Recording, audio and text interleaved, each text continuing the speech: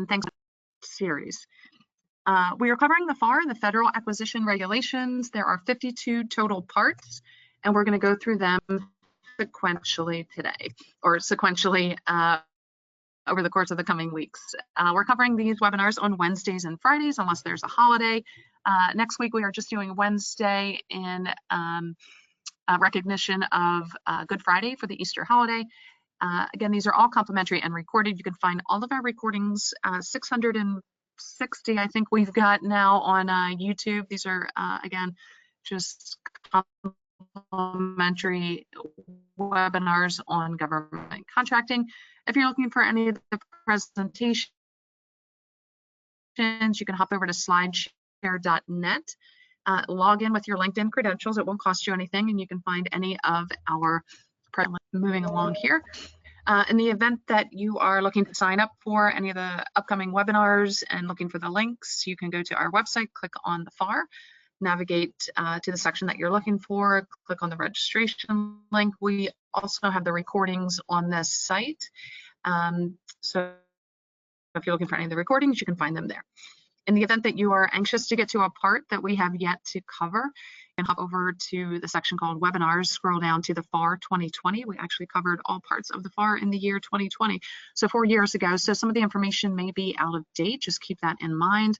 We also covered the DFARS and the FAR supplements. DFARS was in 2021 and FAR supplements 2022.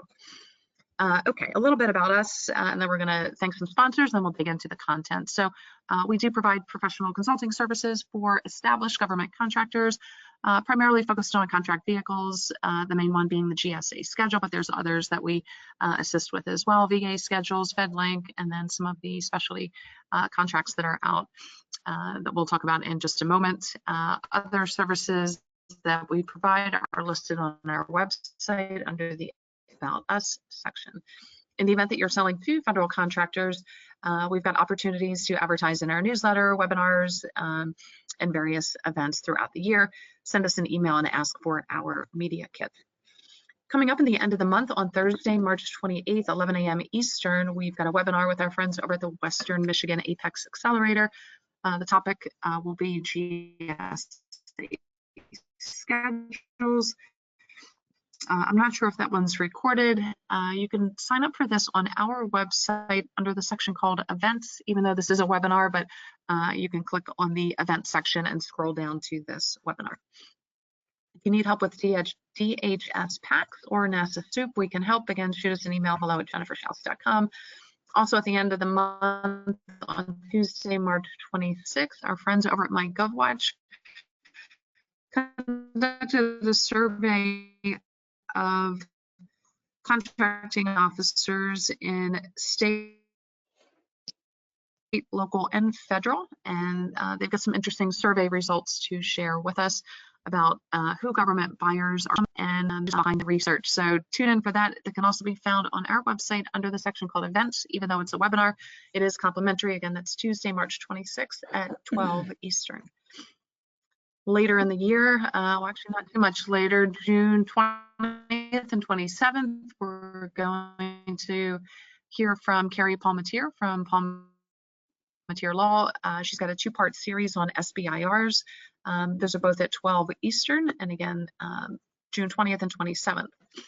Those are complimentary and recorded. Okay, we need to thank our webinar sponsors. This is what allows our webinars to be presented complimentary to basically our viewing audience. So we want to thank our friends at GovEvents. That's the premier platform for posting events related to government and government contracting. You can find all of our webinars and our events on govevents.com, as well as our recordings from our past 600 plus webinars. Johnson and his team at Set Aside Alert, that's the go-to publication for contracting opportunities for small women-owned, veteran-owned, hub-zone, and 8A firms. Visit setasidealert.com for more information. The Fairfax Economic Development Authority has an online calendar of events and webinars, and we want to thank them for posting our events and webinars on their calendar. Also, the Virginia PTAC, which is now Apex Accelerator, is over at George Mason University in Fairfax, Virginia. Free 101 counseling to government contract firms in Virginia on federal, state, and local procurement topics. If you're interested in learning more, please use the links provided to explore their services, review homework recommendations, register for live training, and find useful links to agencies and other self-directed learning. One-on-one counseling is, however, limited to eligible client companies. Appointment requests are handled in the order they are received, and it's also based on very high demand. Online resources and trainings are free with no restriction on where your business is located. The Greater Reston Chamber of Commerce has their monthly government contracting council meeting. It's always the last Tuesday of the month. The next one will be Tuesday, March 26th. If you have questions or wish to attend, you should email Alicia Field. Her email is there at the bottom of your screen for more information. They also have their annual government contractor. It's the 12th year that they're doing it. You've got the registration link there at the bottom of your screen. I think May 2nd, I believe, is a Tuesday. So we look forward to, we'll be there and hope to see you there as well. BidSpeed, do you want help winning government contracts? BidSpeed can help. Users can find bidding opportunities from federal, state, and local government. Additionally, you can search for teaming partners, incumbent point of contact, expiring contracts, compliance matrices, and also proposal templates. Create your login today at bidspeed.com. BidSpeed is an official partner of the US SBA's 7J Management and Technical Assistance Program, which I believe is going through a name change. We'll get the corrected name for you guys soon. FBC, the Federal Business Council, events are the ultimate engagement channel to bring government and industry together. 68% of government personnel report that they attend more than one event each year. FBC has workshops where ideas are shared and to help government achieve its goals. This includes agency industry days, cybersecurity symposiums, tech expos, and off-site meetings. FBC provides full lifecycle meeting planning and event management. With over 5,000 meetings under their belt, FBC has the experience, systems, and personnel to make your next event exceptional. Learn more at fbcinc.com. Last but not least, please check out our friends over at goBrew. They're the most read government contracting newsletter, keeping thousands of government contracting professionals in the loop with news, updates, and opportunities in the federal contracting market, all in a fun and accessible email that only takes 5 minutes to read. It's 100% free to join. It goes out every Monday, Wednesday, and Friday at 7 a.m. It's got great content, event postings, webinars, and more. And we encourage you to sign up at goBrew.co, or you can use the QR code you see on the screen. Okay, we are here today to talk about FAR Part 16. My good friend Josh Duvall is going to be our presenter. FAR Part 16 is type of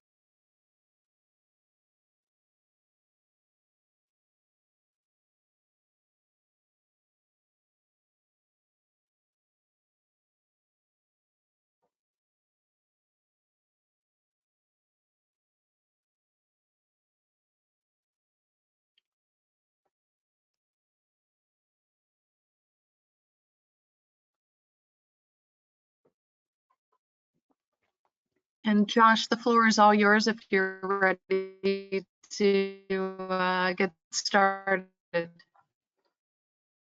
All right. Good afternoon, everybody. My name is Joshua Duvall. I'm a Washington, D.C. based partner at Maynard Nexon, and I'm excited to talk about FAR Part 16 with you all today, which is types of contracts.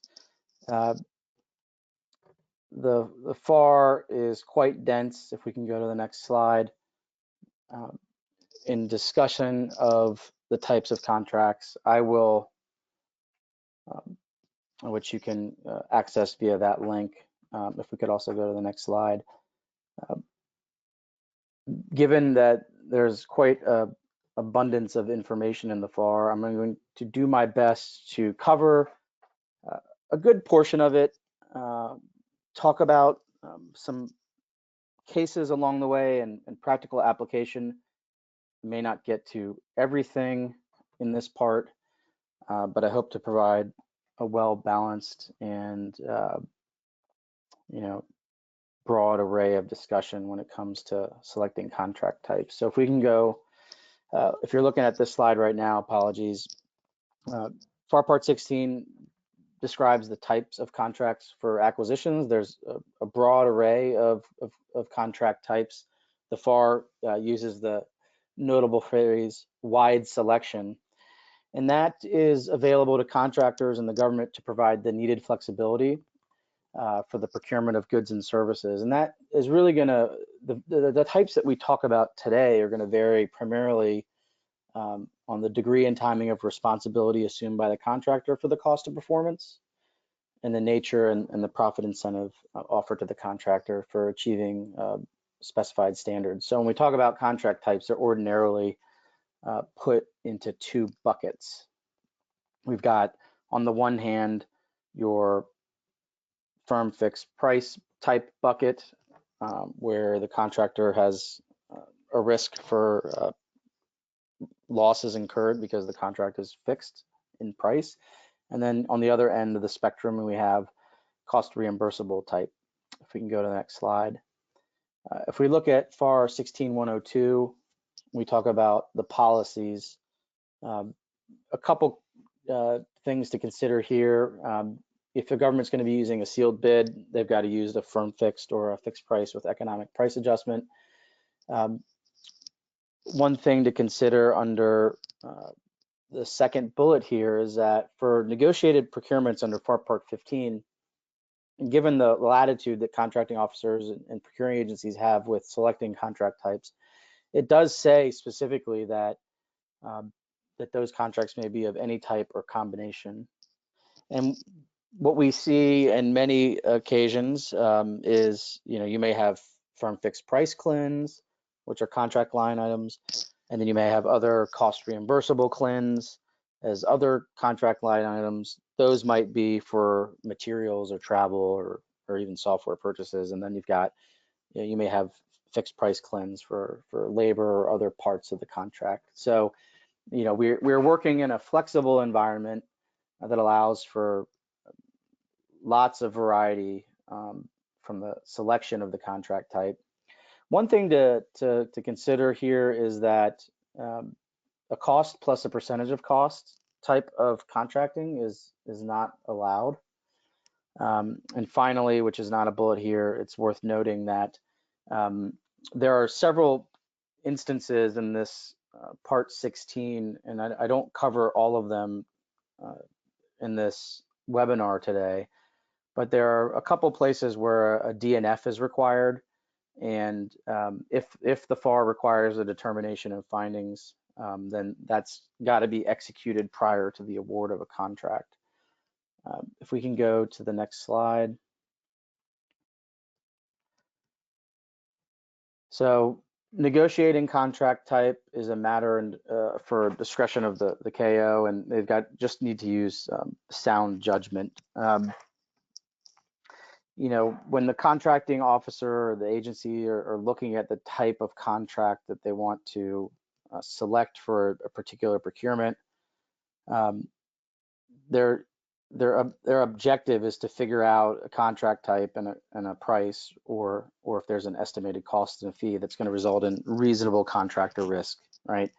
And that also provides the contractor with incentives to be efficient during the contract performance. The FAR also talks about in 103 paragraph C, which is not here, is that in the course of an acquisition program or a series of contracts or even a single long-term contract, there may be changing circumstances that may make a different contract type appropriate in later periods than that was used at the outset.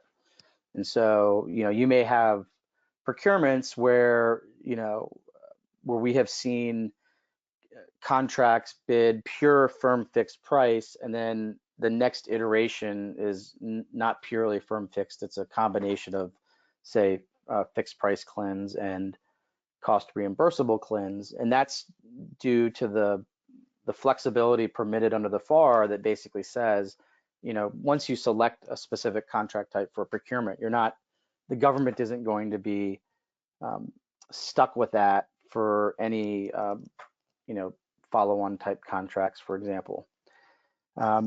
If we can go to the next slide, which is the factors. there's a number of factors the contracting officer or the agencies can use to select the appropriate contract type. There's price competition, for example, which is normally results in realistic pricing.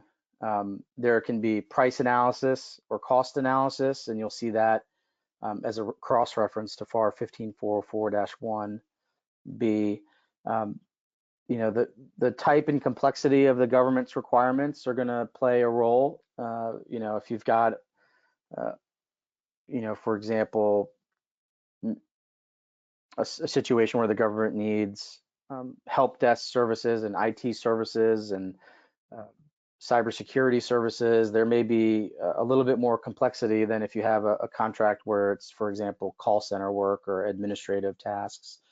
And so the government's going to be thinking about a lot of different things. And as I mentioned early on, the FAR specifically provides for combining contract types. So if the entire contract, for example, cannot be firm fixed, you know, the government's going to figure out what portion can be firm fixed versus what portion is not firm fixed. And the reason why that's stated in the FAR, among other things, is that in a firm fixed price scenario, that's a situation where the contractor assumes the most risk, right? Because if their cost is increased, you know, they're on the hook for those type of losses, given that the price is fixed, rather than a cost reimbursable type of contract where the government, that risk then shifts towards the government for paying those reasonable and allowable and allocable costs.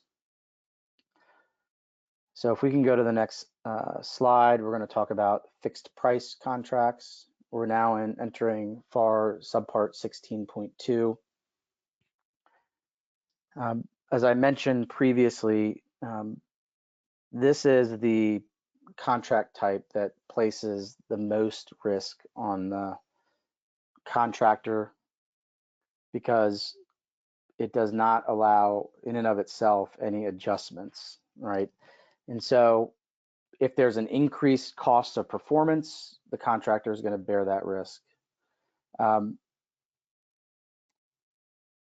With that being said, if there's a decrease in the cost of performance, the contractor is able to find efficiencies and build those into its methods. It may be able to accept the benefit of those decreased costs because it was a firm fixed price contract.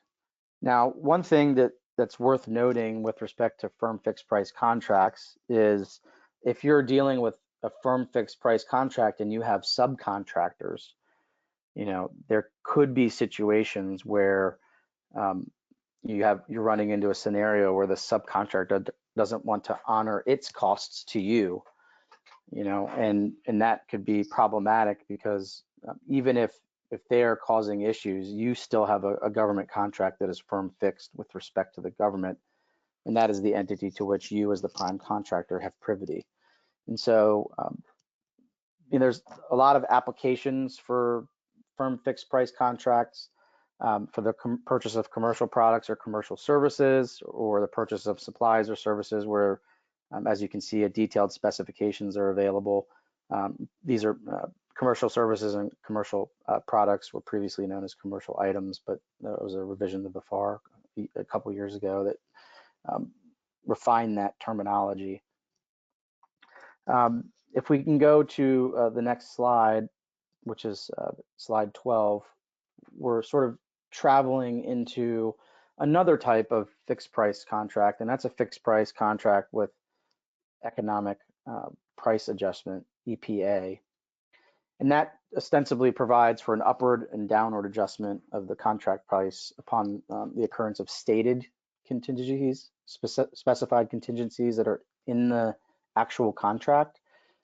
Here, you typically are going to see these where there's the government determines that there's serious doubt concerning the stability of the market or labor conditions that will exist during the period of performance, and two, where contingencies that would otherwise be included in the contract can be identified and covered separately, right?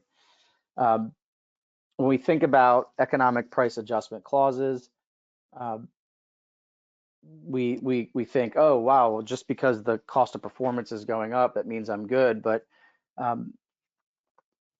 the provision allowing for an economic price adjustment does provide for specified contingencies, and that's something that folks should be mindful of. And interestingly, courts and boards have the authority and ability to reform economic price adjustment clauses to conform with the regulations, right? And so when you're dealing with EPA clauses, be mindful that if there is a dispute between the prime and the government, you may end up in a claim situation where you have a tribunal that's going to be reforming that clause. If we can go to the next slide. So the next slide is fixed price incentive contracts. This ostensibly provides a contract for adjusting the profit the contractor is going to earn by and establishing a final contract price that's based on a formula. These type of contracts are used to motivate contractors, and you may have instances where there's fees associated, award fees, and we'll get to that a little bit later on.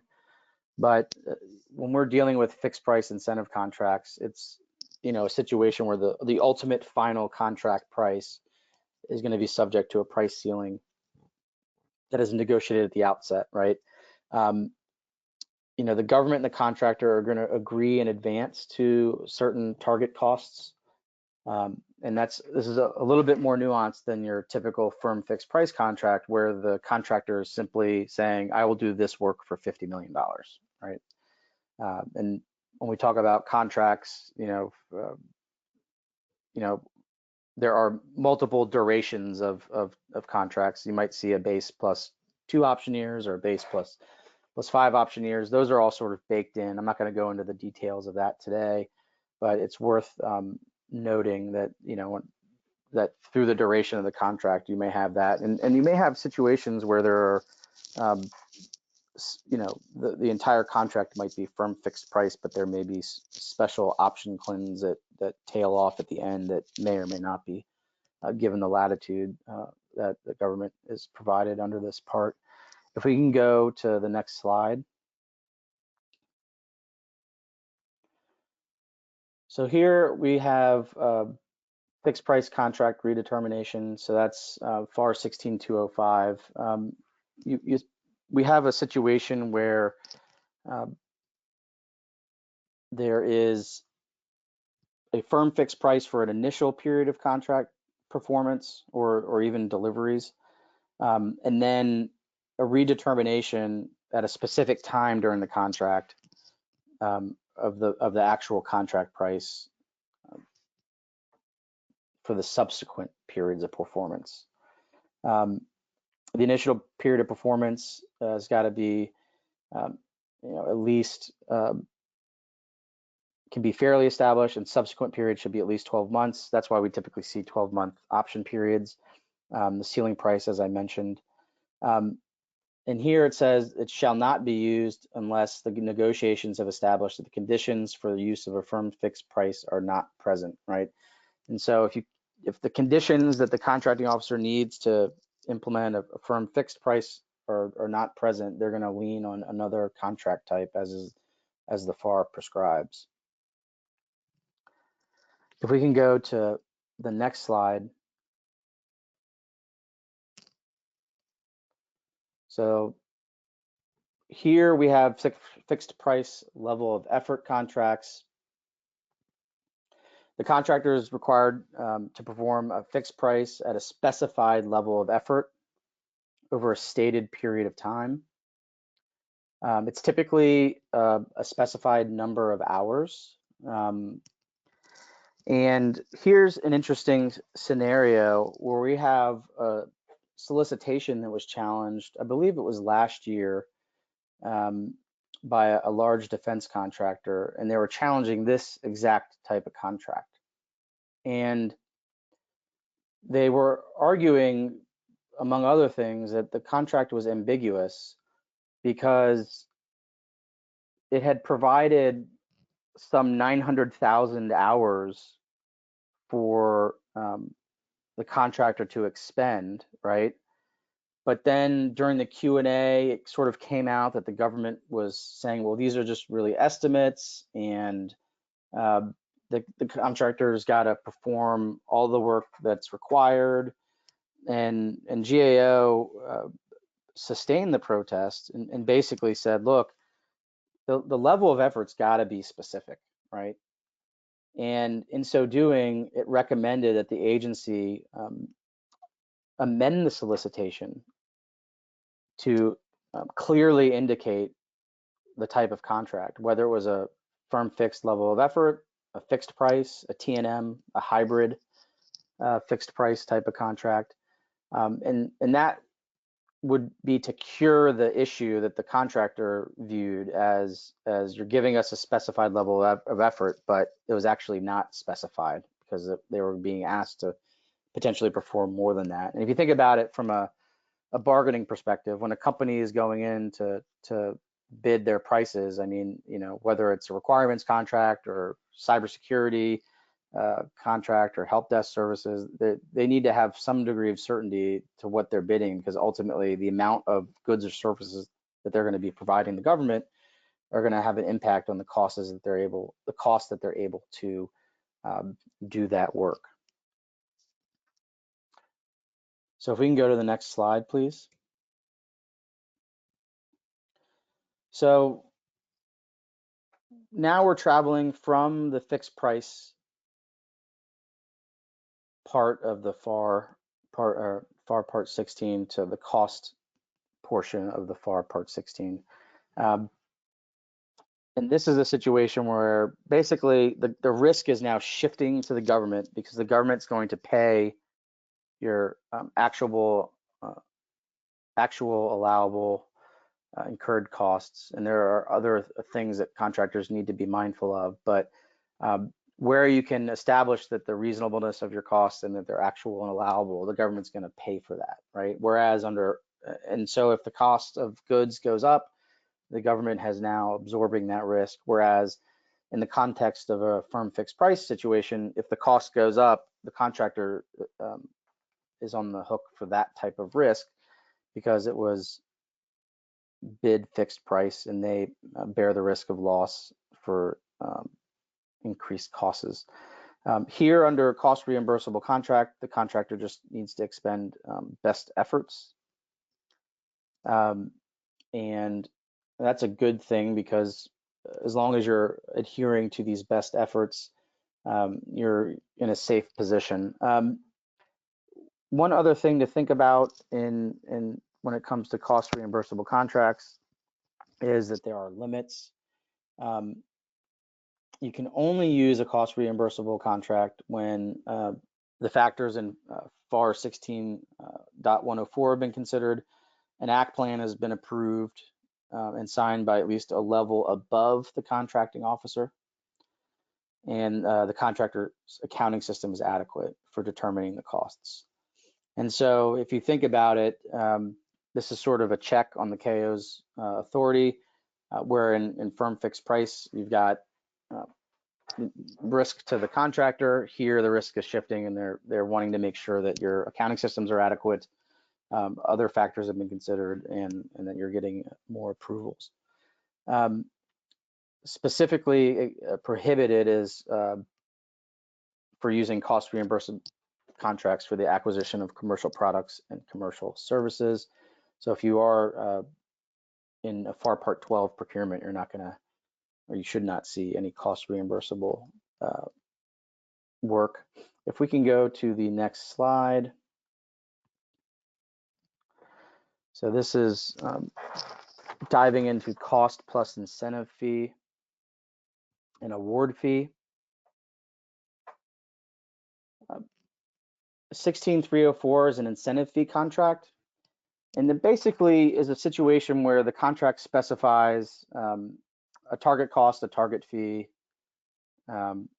minimum and maximum fees, and basically a formula for adjusting the fee. And after you've had your contract performance, the fee is going to be determined in accordance with that specified formula.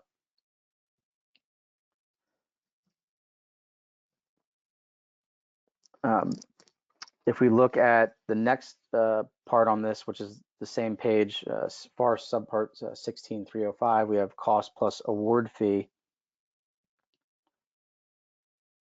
There, the contractor is going to receive the costs plus a fee, which can be zero, and then an award amount, which is based on a judgmental evaluation.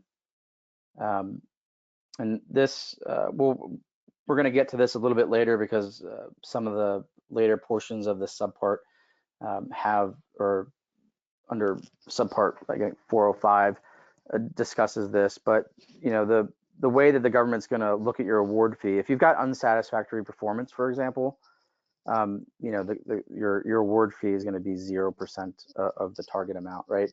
If you've got a good adjectival, you know, rating for your performance, for specifically related to the fee, you might get 51 to 75% of that award fee.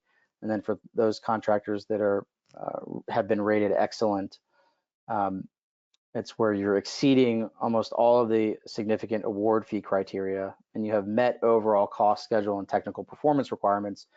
You're going to be in a position where you're able to achieve 91 to 100% of the award fee. So if we can go to the next slide, we're getting into cost plus fixed fee contracts, which is what, oh, sorry, slide 18. Here it's a situation where typically the level of effort is unknown. There's going to be situations where the fee is capped by the statute. For example, in research and development, the fee is not to exceed 15% of the cost, and that's under Title 41. Architectural and engineering, that's a lower fee, that's 6%. And if you've got a situation where it's other than research and development, you're going to have a no greater than 10%, and then that you'll find that in Title 10 as well. If we look at the fees, the fees are based on the estimated cost at the time of award. And so if the cost increases after the fact, that isn't taken into consideration because the fee is calculated, or at least based on the estimate when you entered the contract. If we can go to the next slide. Incentive contracts are appropriate here, where, as you can see, that fixed price contract is not appropriate. And in certain circumstances with improved delivery or technical performance by relating the amount of profit or fee payable. You know, in this situation, these contractors are designed to obtain specific acquisition objectives by establishing reasonable and attainable targets that are clearly communicated to the contractor and include appropriate incentive to motivate the contractor and discourage contractor inefficiency and waste. And so, as you can imagine, with an incentive type contract, you know, you want to, it's a carrot and stick scenario where you want to motivate the contractor to do good performance, but also disincentivize those inefficiencies. And so what are the types of incentive contracts? Well, we can go to the next slide.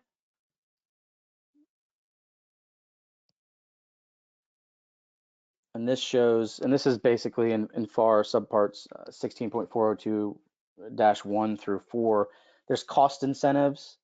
You know, if the actual costs are lower than your target cost, the contractor's fee can increase, for example.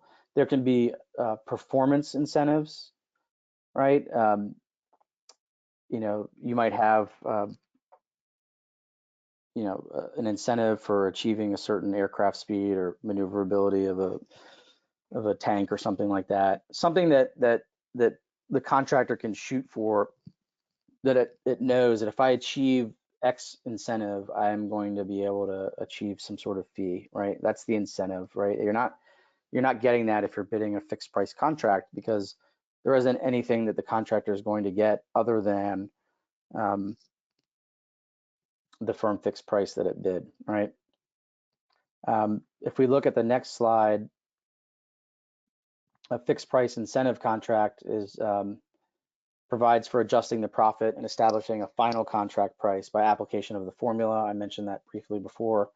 A fixed price incentive contract is appropriate where the fixed price is not suitable. The nature of the supplies or services being acquired and other circumstances of the acquisition are such that the contractor's assumption of the degree of cost responsibility will provide a positive profit incentive for effective cost control and performance. And so, as you can see, again, you know, we're in a situation where there's incentive on the contractor, but there's also a mechanism to provide for effective cost control and performance. Trying to get through a couple of these so we can get to some good examples here for you guys. If we go to slide 22,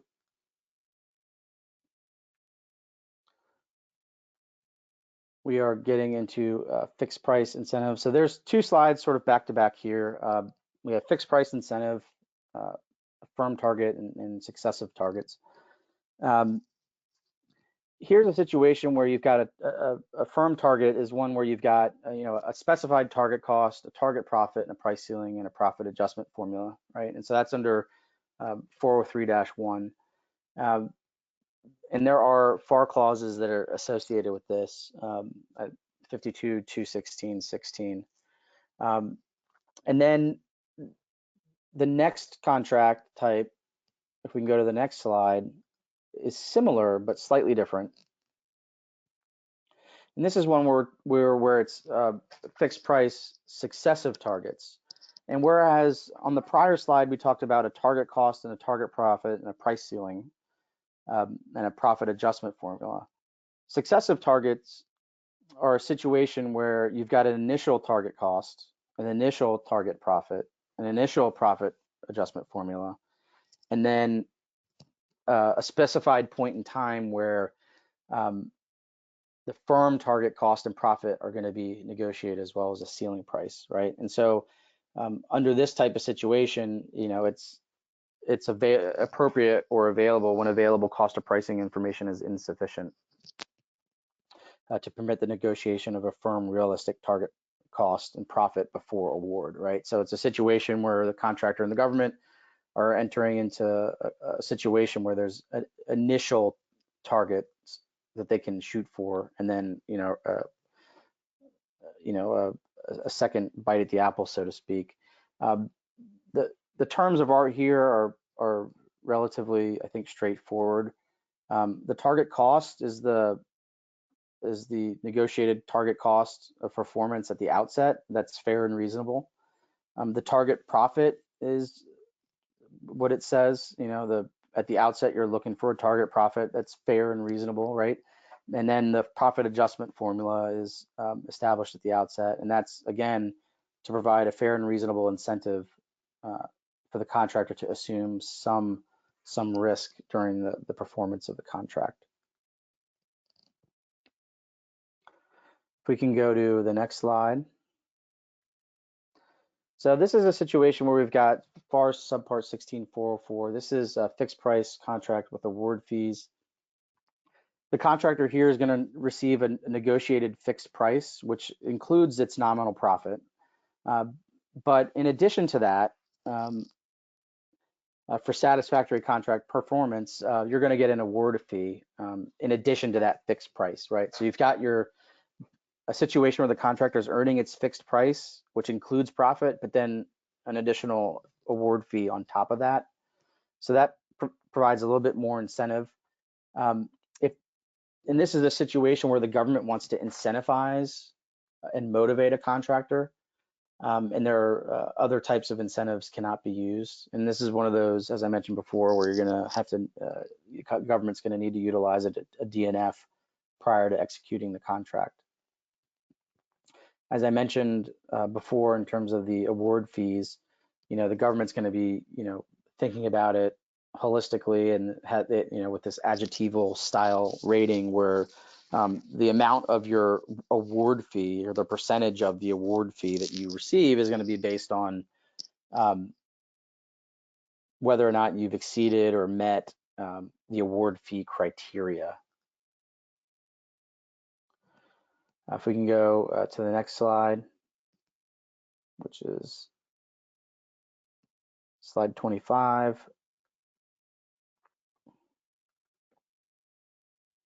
Here we have another type of contract. This is cost plus incentive fee. And this sort of sounds like you would think it does. We've got basically a specified target cost, a target fee, minimum and maximum fees, and a fee adjustment formula. And again, after the contract performance, the fee is going to be determined in accordance with that formula. And so the government's going to be looking to see what fee it wants to give based on the specified ratings it's using to determine the fee that the contractor is going to get or to receive because of it. Similarly, under the next slide, we've got cost plus award fee, similar situation, slightly different, but you've got a base amount, cost plus a fee, which could be zero for that base, and an award amount based on, again, this judgmental evaluation that's going to be provided to them, right? And again, this is another situation where the government is using the carrot and stick approach, where they're motivating excellence in the areas of cost, schedule, and technical performance.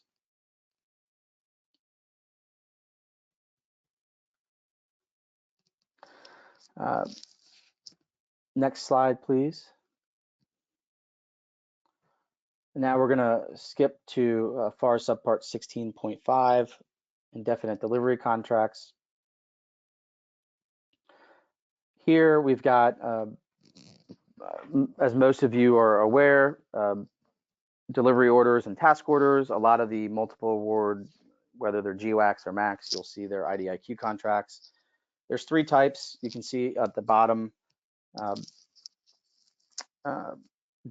definite quantity, which I believe is a typo there, requirements contracts, and indefinite quantity contracts. Notably with these, when you're looking at performance or award disputes, we have jurisdictional issues for task order type contracts. At GAO, we have civilian agency task order threshold of 10 million, and DoD is 25 million, right? So where you may be awarded one seat at the table under a large IDIQ contract, but if the government has awarded it for a task order for 8 million, that is not going to be subject to protest jurisdiction unless you're arguing that it ostensibly increases the scope or maximum value of the underlying IDIQ, right? And so something to be mindful of when we're talking about, these type of contracts. If we can go to the next slide, slide 28, we have definite quantity contracts, and that's basically the quantity and prices are specified for a fixed period of time. And so the government's going to be, this is a situation where the government's going to issue like delivery orders that basically say, hey, we need X services or goods at this location, right? If we go to the next slide, slide 29, slight difference is a requirements contract. And here's a scenario where the government's going to be purchasing all of its requirements from the contractor, right? The contractor is promising the government, hey, you might have laundry services, for example, The government says, hey, we want you to do laundry services for all the laundry at this government hospital or military base. Anytime we need garments cleaned and pressed or whatever, you're undertaking to do all of those requirements, and you're bidding out your cost based on the government's estimates, right? Now, if the government decides to insource that work, or if the government decides to send that same work to another contractor, they would be in breach, because under the terms of your requirements contract, you've agreed as the contractor to address all of the requirements that fall underneath that contract. Interestingly, if the government provides negligent or erroneous estimates, contractors aren't going to be able to get lost profits for that. They'll get reliance damages and a price adjustment. That might be a situation where, let's use the laundry hypothetical, for example. The government says we're going to need, X thousand pounds of garments a month, or X, this many number of garments a month. And the contractor bids. It's your simple, Costco analogy, right? If you're buying in bulk, typically the cost can go down because you're doing more work. But if that quantity isn't anywhere near what the government told you, you're not going to get those lost profits, but you're going to get the ability to reform your prices consistent with the lower volume, right? So, we don't see them a lot in a lot of situations, but this is something to be mindful of. If we go to the next slide, is indefinite quantity contracts. We've got, again, these IDIQs where there's an indefinite or a variable quantity of services or goods. It can be either requirements or an IDIQ contract. You're typically going to get a minimum guarantee of 2,500 or 10,000 or whatever if you're awarded one of these, but you may have a situation where the ceiling is much, much, much higher, right? But that doesn't mean you're going to be guaranteed $1 billion, for example. We see these GWACs and MACs that are very large, but if you've got a seat at the table, you're an IDIQ contract holder. As you will see when you're scouring the solicitation, there will be a guaranteed minimum that the government's going to provide for just winning a seat on it, right? That doesn't guarantee that you're going to get any of the task orders, right? But it does provide a little bit of at least incentive to potentially go after it. If we go to the next slide, and I think we're sort of getting near the end of the hour, so I'm going to speed up a little bit. Time and material and labor hour contracts. Here's a situation where the government's paying for the time and materials. These are to be used when it's not possible to award a contractor estimate, to estimate accurately or anticipate with any degree of confidence the extent or the duration of the work. They are neither firm, like fixed price contracts, nor are they cost reimbursable. They're sort of their own unique contract nomenclature. If we can go to the next slide, labor hour, very similar to T&M, except the materials are not going to be supplied by the contractor. So, and it sort of makes sense when you think about it logically. If the government is paying for your time and materials, then you've got, your FTEs and labor hour portion of it, as well as the materials that the government needs. And if your contract's solely labor hour, then you're not furnishing any materials for the government. If we can go to the next slide, letter contracts. This is a situation where the government needs speed, and it wants to have the contractor start working immediately and negotiate a definitive contract is not possible to meet that speed requirement. And you might hear these as UCAs, right? Undefinitized contract actions. Interestingly, there was a situation last year where a contractor was dealing with a UCA, and the government tried to set the established contract price because they weren't able to come to an agreement. and a contractor tried to appeal that, and making its way to the Court of Appeals for the Federal Circuit, you know, the court basically said, you know, you've got to still submit a claim and have a contracting officer final decision. It was sort of a novel, I think, argument given the nuance there, but that was involved upgrades to fighter jets, for example. And that's a Lockheed Martin case from 2023. And then finally, in FAR 16702, basic agreements, BOAs, basic ordering agreements, things of these natures. These aren't contracts. They basically set up pre-negotiated clauses that will help the government and contractor establish future the terms and conditions that are going to apply to future contracts. You know, the BOA is not a contract, or a basic agreement's not a contract. And you know, the application here is fairly straightforward. When the substantial number of separate contracts are anticipated to be awarded, but you want to negotiate the basic agreement or the BOA at the outset. And so that sort of brings us to the end of the presentation. We're about to come up on the top of the hour. As I mentioned at the outset of the talk, you know, I tried to provide a little bit of context with cases. A lot of these FAR provisions under subpart 16 or FAR part 16 have cross references to various FAR clauses, as well as for contracting by negotiation. So you may have references back to FAR part 15. There are, of course, various GAO and protests, as well as claims that arise during the performance of a contract that sort of add a little bit more clarity to the precise bounds of these clauses. As I mentioned earlier, there was I believe, a General Dynamics decision challenging the fixed price level of effort because it wasn't sufficiently specified in the contract, and there was an ambiguity there. And so, you know, as you traverse FAR Part 16 types of contracts, please bear that in mind. I do want to thank everyone that hung on and listened to us today. It looks like there were quite a few of you. As always, I'm generally available for questions, although we're not taking any today. I want to thank Jennifer Schaus and Jay Schaus and Associates for the opportunity to present to you all today to discuss the many contract types under FAR Part 16. I happen to enjoy being a GovCon attorney and love what I do. I tried to hopefully spruce this up a little bit and make it a little bit more lively than one would ordinarily think. I am a GovCon nerd, I suppose, in that respect. And so thanks again for hosting and having me.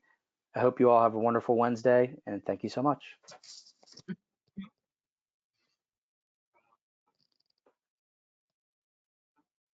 Josh, that was great. Thanks so much. I think we had a couple audio issues, so before we post this, I'm probably going to review it and make sure it's up to snuff. The content was right on point and highly valuable, so we appreciate you, Josh, taking the time to put the content together.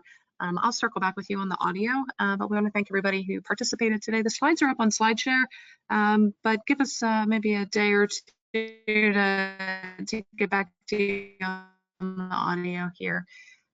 If you have questions about FAR Part 16, and there's a lot to it, as you saw, please contact Josh directly. His email address is, and let me just move here to our next slide as a reminder. All of our webinars are posted here on YouTube. I'm going to double check the audio on this one before it goes live.